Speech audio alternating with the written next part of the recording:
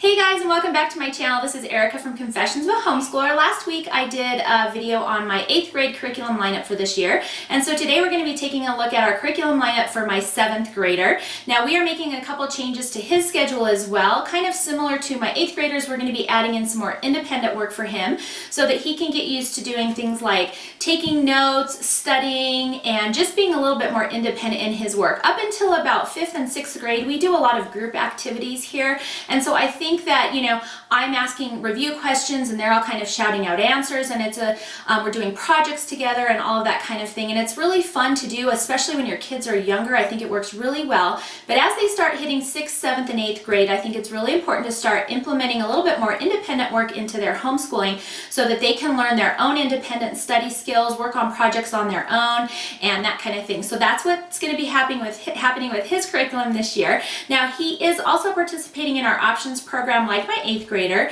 His lineup's slightly different. He is going to be participating in choir, which is not his favorite thing, but the other option was creative writing, and he already does writing at home, and he did not want to do 2 writings. So he's going to be doing choir. He's also going to be doing a robotics class, a problem solving and game theory class, and then a PE class. And like I mentioned in the last week's video, if you missed it, our options program is sponsored by our public school district, and they go once a week. They go all day. I kind of have the day off, and then they get the opportunity to partake in some classes that we might not necessarily do here at home, and they get to see their friends, and it's just kind of an all-around fun experience for them. The one downside to options is that I lose 1 day of our homeschooling here, and while it counts for hours, I kind of have to shift some of my curriculum and make it fit into 4 days a week. So I've done that, and it's worked out okay, so we're going to kind of keep doing it. They like the options program, and it's nice for me to have a little break. The other thing that he's going to be doing that's not included in his work drawers that I'm going to be showing you is the Bookshark also. My 8th grader is also doing it. Now, I mentioned in her video that Bookshark is actually a fairly expensive curriculum, and I don't think that I would be doing it if I weren't able to get it free from my options program. That is one of the other perks of doing an options program, is sometimes you can get curriculum either free, it's like library, we check it out for the year and then turn it back in, or you can also get discounted workbooks and consumables and things like that. So I will be using Bookshark because of that reason. We're only using it for the literature. It's a great big pile list of books. I usually do go through and review the books just to make sure I'm okay with the content before I let them read them, but so far I've been really happy with their selections. So he will be using that as well, and that will not be shown in his drawers that I'm getting ready to show you. So let's take a closer look and see what he's going to be doing for his 7th grade year. So here's my work boxes for my 7th grader. So his first drawer has his Bible and then his Word of Life devotion notebook in it, and I did a video on this on my YouTube channel, so if you have any questions on that, you can always go back and check that video out and see what they look like in detail. He's also got this sliding drawer organizer in here, and this is just an acrylic expandable drawer organizer, and I'll try and link this below for you. I've linked it also in other posts, but this just holds all of his supplies plus a couple fun things that he has left over from last year. So he's got glue and pencils and a marking pencil, and then here's some of his other fun stuff. And then he also has shoved back here his fun little pens, and then he also likes these pens to work with as well. These are just, I bought these for him for Christmas last year, and he still has them, so they're just colored pens, and he just likes having his own set. So that is in there. So that's his first drawer.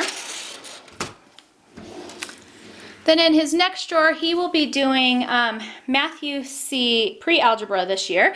And so in here, he just has his disc. I've pulled out his first week's worth of worksheets right here. And then I just keep his workbook plus his test booklet in here. And then he just can work through his worksheets, and then he's done with that box. And then in his next drawer, he's got his spelling and his Fix-It grammar as well. So they're all starting off on this Nose Tree student book first.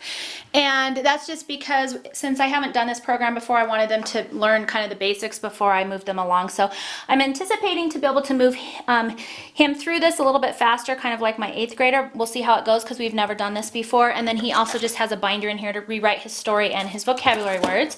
And then he's also got the Spelling You See American Spirit workbook in the back here, and he is on level E this year. And I do really like Spelling You See. It works really well for him.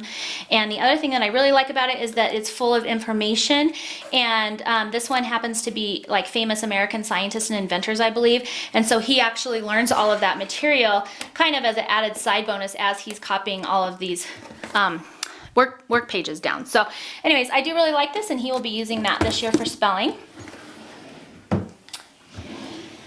The next thing he'll be doing, and this is like my 8th grader as well, is he's going to be doing the Abeka history and Abeka science.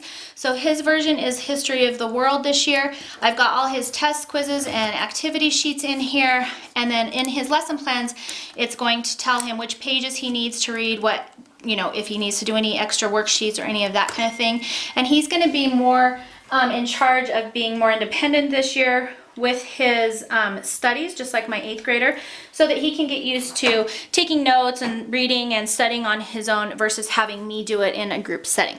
So he's got that in here, and then he's also got in the back of his drawer here the Abeka Science and Design, and he will be doing this version this year. This is for 7th grade as well, and it's going to be kind of a similar situation. There are some experiments and things like that in here, so he'll be doing those on his own, which I think he'll like, because previously when we do it in a group they kind of have to share and take turns, which is a great thing to learn when you're younger.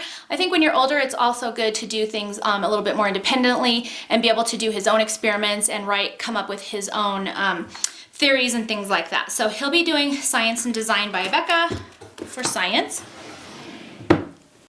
And then in his last drawer down here, he's got his writing binder, and this doesn't look very exciting, but we're doing IEW writing again this year, and so it's just got all of his stuff from last year. We actually are doing Group A continuation, and I did the 2-year model, so he's just going to be continuing on with that program here. And then the other thing that will end up in this drawer that's not in here right now is his Bookshark reading, and I just haven't pulled the books out yet, so it's just not shown in here, but he will also have a literature book in this bottom drawer.